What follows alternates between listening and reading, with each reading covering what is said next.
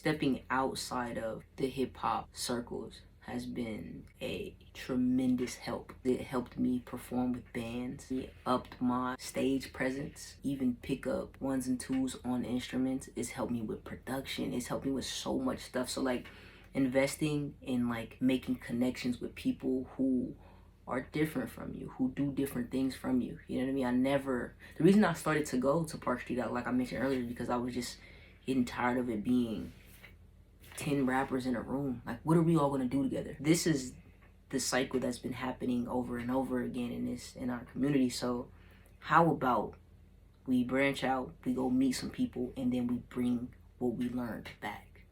The importance of like investing in your education behind it, your PROs, your just good mixing and mastering, like all of it. You are the investor, the investment. Yeah, and you're also the product. Yeah, you're also the product. Yeah.